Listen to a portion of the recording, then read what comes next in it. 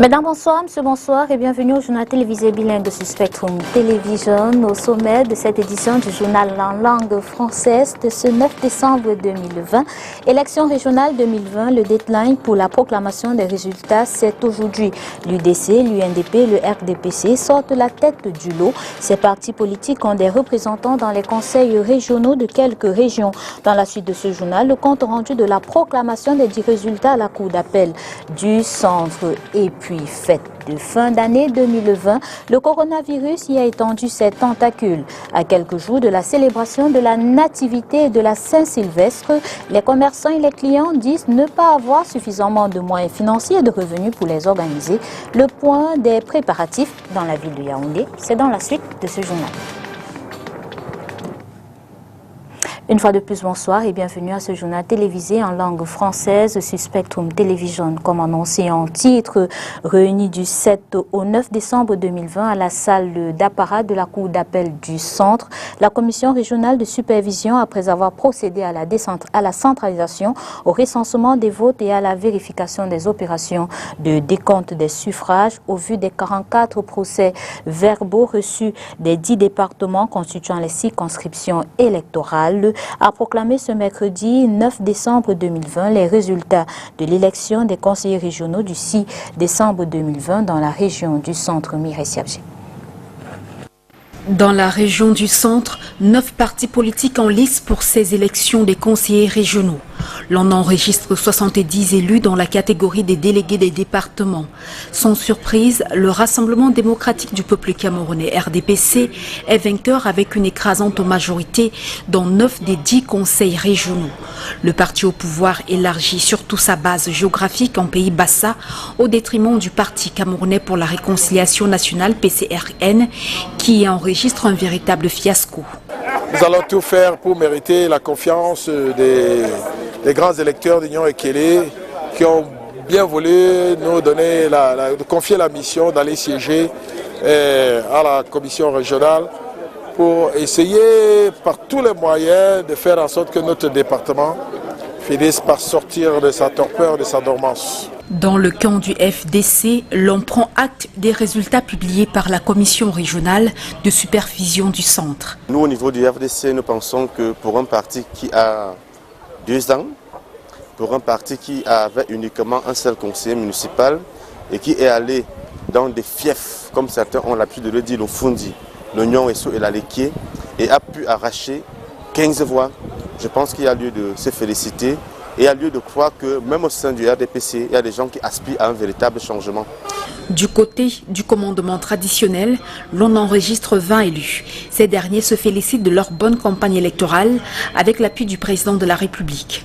Par ailleurs, voici le message adressé à certains caciques du RDPC et autres élites de la région du centre qui ont tenté de jouer la carte de l'ingérence lors de ces élections. Ce que je leur dis, c'est que désormais, le chef a fait prévaloir sa dignité. Au-delà des moyens mis à leur disposition de manière malhonnête, nous pensons que le chef est conscient du devoir qu'il attend. Nous leur disons tout simplement d'encadrer plutôt les chefs régionaux au lieu de les amener à se battre. Nous sommes unis. D'ailleurs, vous avez vu nos adversaires dans la salle tout à l'heure. Nous sommes ensemble, on s'écrit et on cause, on s'embrasse. C'est pour dire à cela que nous sommes condamnés à vivre ensemble parce que nous sommes frères. Parce que nous sommes chefs, le chef doit être digne et respectueux. Pour sa part, Elections Cameroun se satisfait de l'organisation matérielle de ce scrutin des conseillers régionaux sur l'ensemble du triangle national. Voici présenter la suite du programme tel que le prévoit le code électoral. Naturellement, c'est la mise en place de l'institution issue des urnes. En l'occurrence, le conseil régional qui va certainement avoir sa première session ordinaire de plein droit. Le deuxième mardi après la proclamation des résultats, le 22 décembre prochain. À cette session, le bureau, n'est-ce pas, de l'exécutif régional va être mis en place, choisi par les pairs.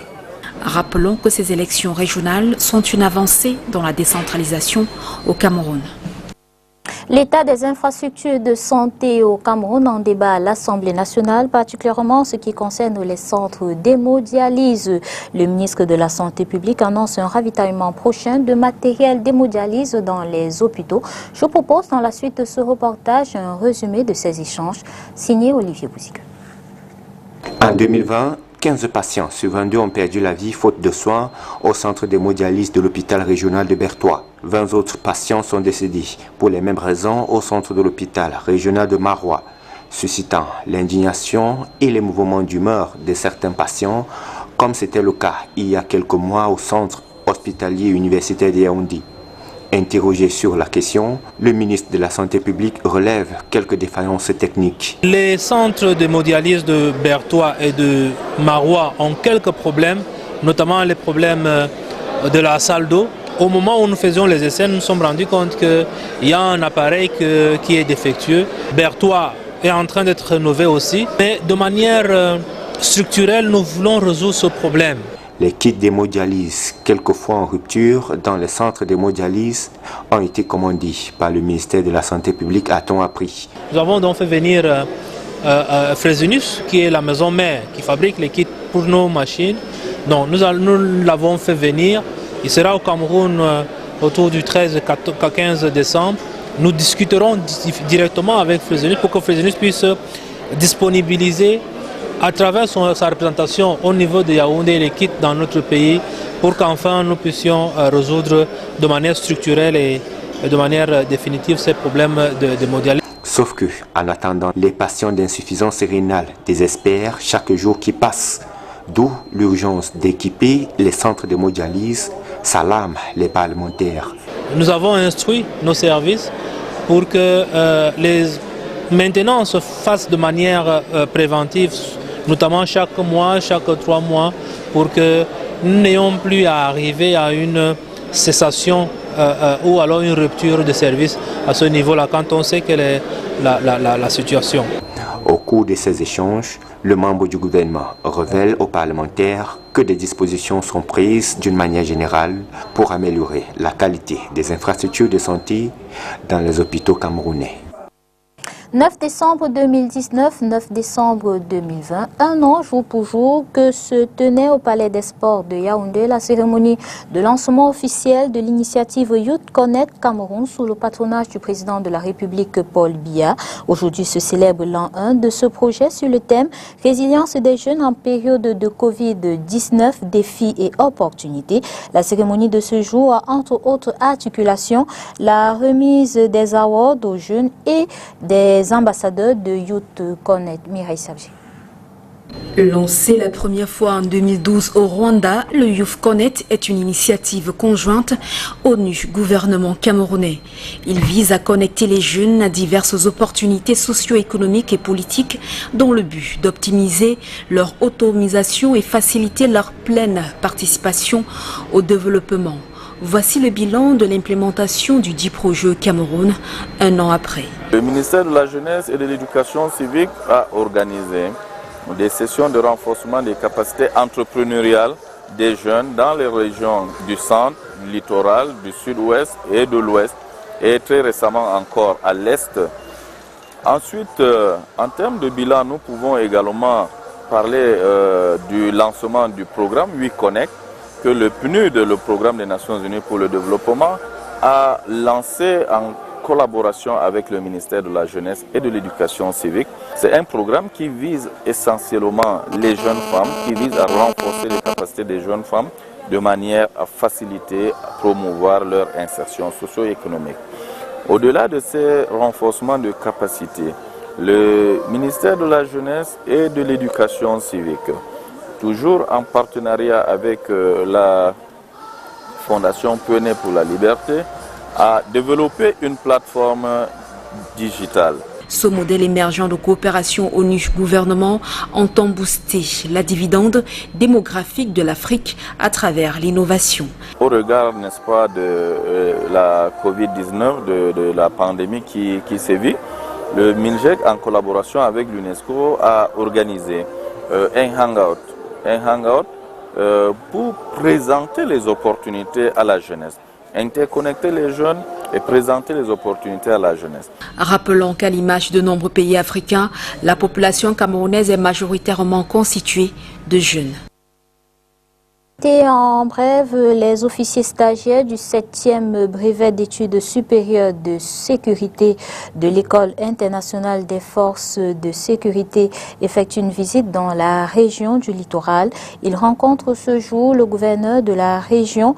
Les échanges portent sur le rôle de l'autorité administrative dans la gestion des crises. C'est une occasion pour ces officiers stagiaires de joindre à la théorie la pratique. Je vous propose d'écouter à cet effet Samuel Dieudonné Iva Dibois, le gouverneur de la région du littoral, et le général de brigade Bitoté André Patrice, le directeur général de l'EI Force, au micro de STV.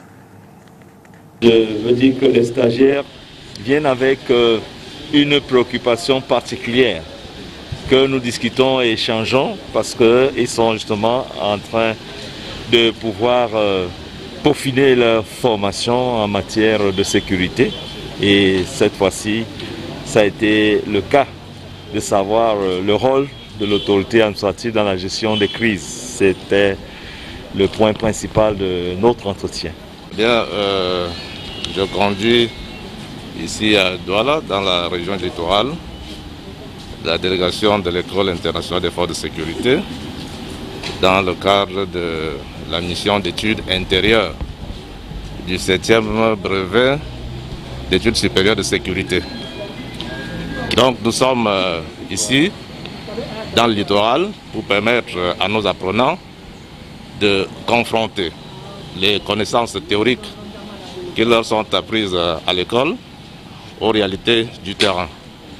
Il s'agit également pour eux de découvrir les forces de défense et de sécurité implantées ici, les agences économiques qui tiennent une place de choix dans l'économie, pas seulement du Cameroun, mais aussi de la sous-région, parce que comme vous le savez, Douala c'est le pivot de par son poids économique, c'est le pivot du Cameroun et de la sous-région.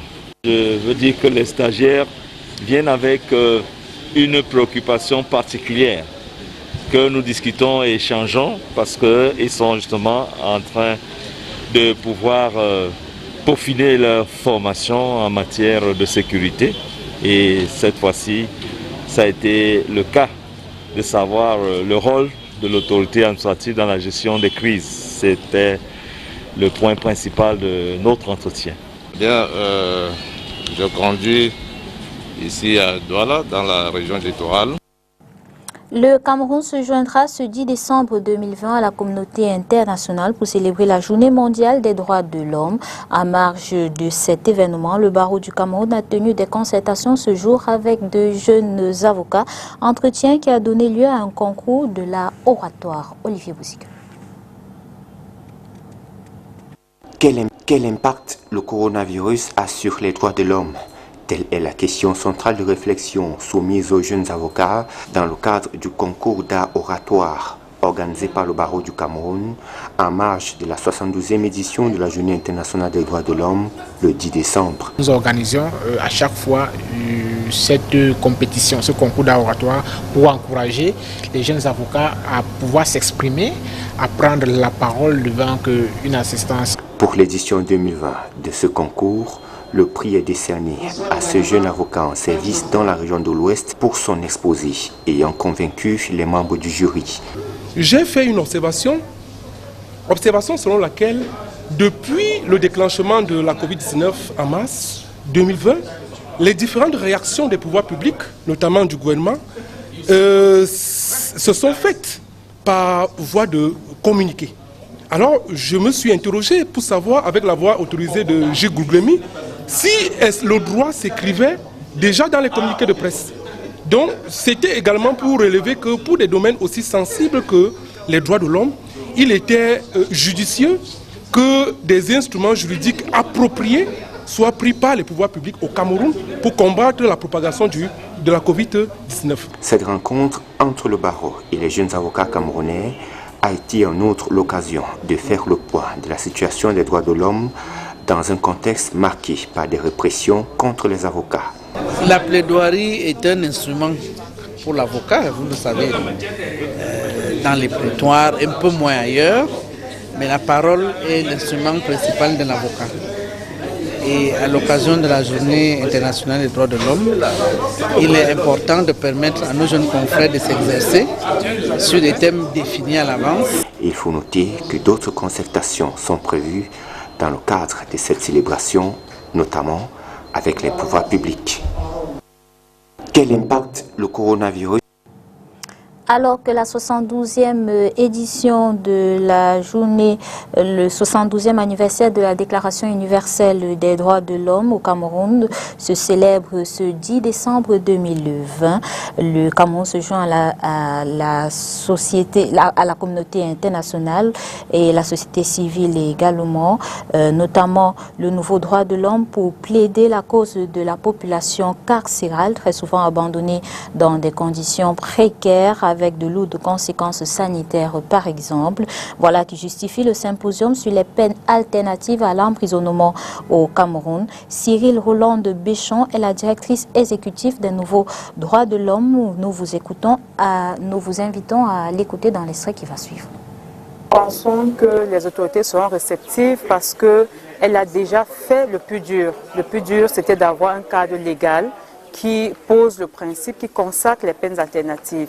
Et donc, cette consécration légale a été faite en 2016 lors de la réforme du Code pénal. Aujourd'hui, il s'agit de la mise en œuvre de cette disposition légale. Et c'est pour cette raison que nous avons pris sur nous de proposer les modalités et les conditions, n'est-ce pas, d'application et d'effectivité de ces peines alternatives. La question de faciliter cette réforme, parce qu'à la on pouvait croire que ça peut bloquer au niveau des moyens pour avoir des consultants et autre chose pour définir ce qu'on entend par comment est-ce que cela va se passer pratiquement sur le terrain. Nous avons donc saisi l'opportunité du projet pour faire toutes ces propositions techniques. C'est pour ça que vous voyez un peu la composition du panel. C'était en même temps les universitaires, les professionnels, mais aussi simplement des étudiants, des praticiens, n'est-ce pas, des leaders de la société civile, pour avoir une proposition qui reflète les désirata de la population camerounaise et des différents groupes d'acteurs. Donc effectivement, il suffit tout simplement que la volonté politique affichée soit plus concrétisée et nous comptons donc tempester avec ce travail, avec vous les médias, pour qu'effectivement ce décret d'application soit signé. Fête de fin d'année, comment se porte le commerce à Yaoundé? Marchands et clients se sont exprimés au micro de STV ce 9 décembre 2020. À quelques jours des fêtes de fin d'année, il est clair que le coronavirus a eu un grave impact sur le commerce camerounais. Nos reporters ont fait un tour dans les marchés. Voici des détails. Les fêtes de fin d'année en 2020 au Cameroun sont très timides. Le Covid-19 a frustré les commerçants de la rue au marché Mokolo. Contrairement aux années antérieures, nous, on a eu à économiser, à avoir un peu d'argent. On est à ce période de fête, mais avec la pandémie qui s'est vit dehors, le coronavirus, ça devient un peu compliqué. Même avec les petits contours que nous, en tant que commerçants, nous avons pu faire et aller peut-être dans des réunions, prêter un peu d'argent pour pouvoir punir le mois de fin d'année ici là. Jusqu'à présent, quand vous regardez un peu le contexte, la grande partie des commerçants dorment. Chacun est assis devant peut-être son comptoir ou sa boutique en train de somnoler. En fait, j'ai fait les achats, mais juste un peu. Parce que vu le coronavirus, et les parents ne sont même pas attirés par les jouets cette année, donc j'essaie aussi pour voir si ce que j'ai pris là, ça va passer. Les frustrations évoquées sont très grandes. Le tâtonnement n'aide pas. Par rapport d'abord au corona dehors, si nous avons d'abord les marchandises, donc beaucoup de marchandises ne sont même pas d'abord arrivées dans un premier temps. Donc dans cette plan, on n'a pas pu prendre assez beaucoup de marchandises. Par rapport aux années passées, souvent, plus à l'heure aux années passées, même les Chinois en face, ils ont souvent autant de sapins. Cette année, vous voyez l'ambiance. À moins de 2 semaines et demie de fêtes, on n'a que quelques sapins. Donc l'année-ci, vraiment, nous n'avons pas pu risquer pour prendre assez de marchandises. Vu le dehors que nous voyons, nous partons au soleil. Les années passées, à l'heure-ci, on avait beaucoup vendu. Et cette année, vraiment, on ne sent pas encore l'ambiance des fêtes, même par rapport aux années passées. Dans les grandes surfaces, voici ce qui en ressort. Ça va quand même, ça n'a pas très bien. Comme on habitue chaque année. Cette année, c'est un peu chiffre baissé, ça n'est pas normal. La maladie aussi là-dehors, ça n'a pas encore fini. Mais il y a encore les gens qui paient aussi. C'est entrer, acheter la chose. Mais beaucoup de gens me disent qu'il n'y a pas l'argent. On va voir. Le décembre a commencé maintenant, on va voir comment ça passe. Parce que je n'ai pas sûr que ça va arriver à la chiffre que j'ai habituel. Côté parents, l'on demande à satisfaire les enfants, notamment pour les fêtes de Noël. L'économie du pays n'a pas été vraiment à la hausse, comme pensait d'ailleurs tout un chacun. Et aussi la guerre qui suivit de l'autre côté de la Nosa. Ce que le Cameroun et le monde entier a connu, ça a pris un coup, un très grand coup au niveau de l'économie nationale et internationale. Donc je crois que les parents, comme à l'accoutumée, vont se débrouiller. Vous savez, même quand ça a soit été des temps normaux, même en temps normal, ce n'est pas tous les enfants qui ont des jouets, ce n'est pas tous les enfants qui ont des habits neufs. Mais chaque parent se débrouille à son juste niveau. D'ici janvier 2021, l'on verra ce qu'auront donné les fêtes de fin d'année 2020 et le début de l'année 2021. À l'étranger, violence au Ghana à l'attente des résultats après les élections législatives et présidentielles. Et au Nigeria, 10 soldats tués après un affrontement entre l'armée et les djihadistes dans l'état du Borno. C'est l'essentiel de l'actualité africaine de ce 9 décembre 2020, compilé pour nous par nos confrères de la Voix de l'Amérique. Au Ghana, la présidentielle et les législatives ont finalement été marquées par des violences qui ont fait au moins 5 morts et 17 blessés depuis lundi, alors que le ton monte entre les deux principaux candidats, Nana Akufo-Addo et John Dramani Mahama, toujours dans l'attente des résultats. Au Nigeria, 10 soldats ont été tués et un autre a été pris en otage lors d'affrontements mardi entre l'armée et des djihadistes dans l'état de Borno. Les djihadistes se sont emparés de 4 véhicules, dont un camion et un blindé, selon les sources sur place.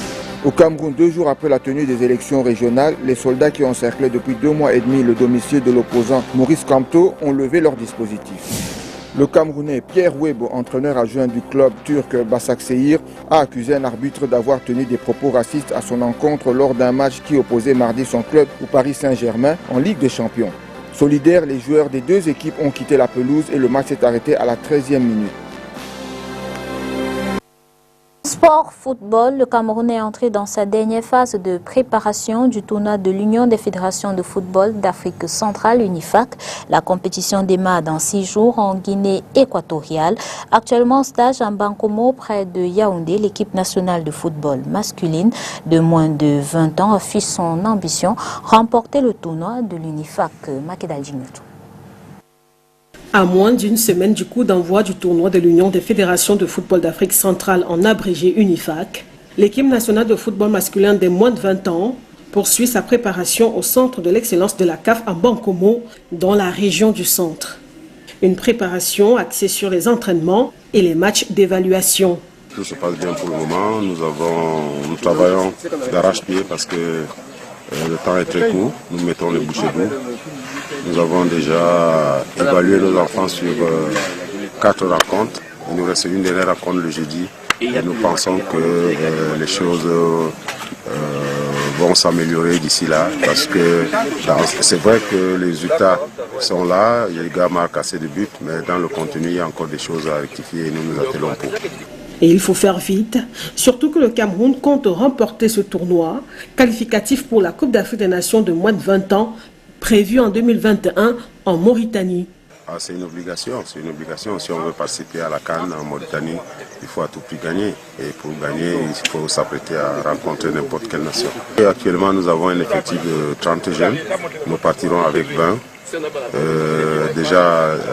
Après, d'ici mardi, nous devrions sortir 25 joueurs pour ne garder que 20 pour le voyage.